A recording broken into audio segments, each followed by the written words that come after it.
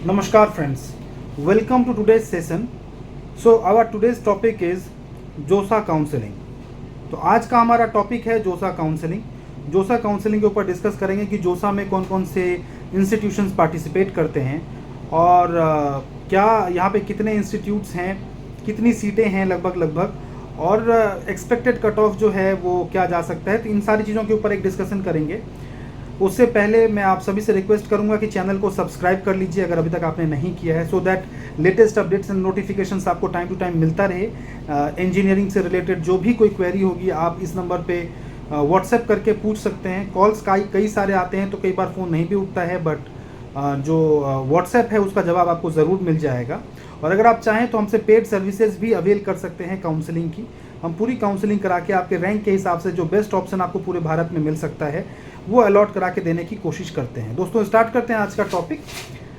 तो जोसा काउंसलिंग से, जोसा काउंसलिंग में जो है बहुत सारे स्टूडेंट्स कंफ्यूज रहते हैं कि जोसा काउंसलिंग से उनको कौन कौन से कॉलेजेस मिलेंगे, कौन से नहीं मिलेंगे, प्राइवेट भी उसमें पार्टिसिपेट करते हैं क्या, या गवर्नमेंट भी करते हैं पार्टिसिपेट। तो अलग अलग स्टेट के कॉलेजेस के बारे में पूछते हैं कि सर ये कॉलेज भी जोसा काउंसलिंग से मिलेगा। तो इसीलिए मैंने सोचा कि इसके ऊपर एक वीडियो बनाई जाए कि जोसा काउंसलिंग में कौन कौन से कॉलेजेस पार्टिसिपेट करते हैं। तो जोसा की जो काउंसलिंग है उसमें जो बच्चे जेई एडवांस को क्लियर कर चुके हैं उनके लिए आईआईटीज़ पार्टिसिपेट करते हैं, एनआईटीज़ पार्टिसिपेट करते हैं, ट्रिपल आईटीज़ पार्टिसिपेट करते हैं एंड जीएफटीआई। ये 4 तरह के इंस्टीट्यूशंस हैं जो पार्टिसिपेट करते हैं। IIT Indian institute of technology, triple IT Indian institute of information technology, फिर एनआईटी एंड जीएफटीआईज। अगर मैं बात करूं तो लगभग 23 आईआईटीज़ हैं जो इसमें पार्टिसिपेट करेंगे, बट वो 23 आईआईटीज़ उन्हीं को दिखेगा जो जेई एडवांस क्वालिफाइड है। अदरवाइज जो जोसा की काउंसलिंग में जो दूसरे जो क्वालिफाइड नहीं है, जिनका परसेंटाइल कम है, तो उनको सिर्फ जो है वो एनआईटीज़, ट्रिपल आईटीज़ और जीएफटीआई ही चॉइस फिलिंग में दिखेगा।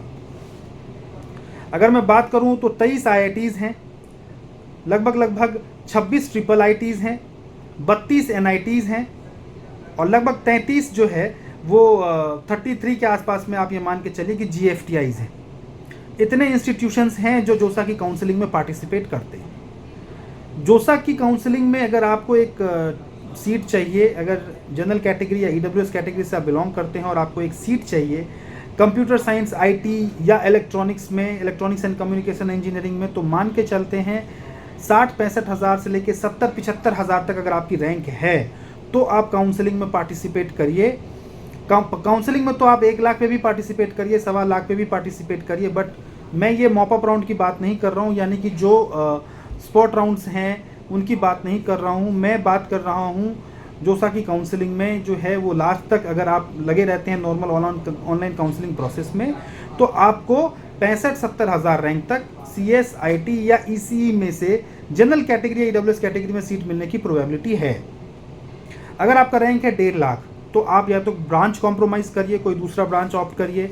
जैसे अगर आप मैकेनिकल, सिविल, इन सब ब्रांच में, फूड टेक्नोलॉजी या फिर आप केमिकल इंजीनियरिंग, इन सब ब्रांच में अगर आप इंटरेस्टेड हैं तो फिर आप जो है काउंसलिंग करिए यहाँ पे और आपको कॉलेजेस जो हैं वो मिल सकते हैं। बट सीएस, आईटी, ईसीई के लिए आपकी रैंक अगर 70 हज़ार से बेटर है, 70,000 से नीचे है, कहने का मतलब ये है कि 1 से 70,000 के बीच है, तो आप यहाँ पे पार्टिसिपेट करके आपको सीट मिलने की पूरी प्रोबेबिलिटी है। हर कैटेगरी के बारे में बताना एक वीडियो में मुश्किल है, उसके लिए आप दिए गए नंबर पे व्हाट्सएप करके जानकारी ले सकते हैं। मैं जनरल ईडब्ल्यूएस की बात कर रहा हूँ फिलहाल। तो ये एक ओवरऑल सिनेरियो मैंने जोसा काउंसलिंग के बारे में एक्सप्लेन किया है। अगर काउंसलिंग से रिलेटेड कोई जानकारी चाहिए तो दिए गए नंबर पे व्हाट्सएप करके आप जानकारी ले सकते हैं। कॉल करेंगे, हो सकता है फ़ोन ना भी उठे क्योंकि कई कॉल्स आते हैं, सबको जवाब देना संभव नहीं होता है। तो दोस्तों इस वीडियो में बस इतना ही, और भी इस तरह की वीडियोज़ लाते रहेंगे। देखिए मैंने सीएस, आईटी और ईसीई की बात इसलिए की है सिर्फ क्योंकि नॉर्मली स्टूडेंट्स की जो क्वेरी होती है वो इन्हीं 3 ब्रांचेस के लिए होती है।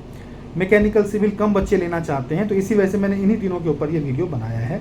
अगर आप और कोई ब्रांच के बारे में जानना चाहते हैं तो व्हाट्सएप करके जानकारी ले सकते हैं। इस वीडियो में बस इतना ही, और भी इस तरह के वीडियोस लाते रहेंगे। नमस्कार।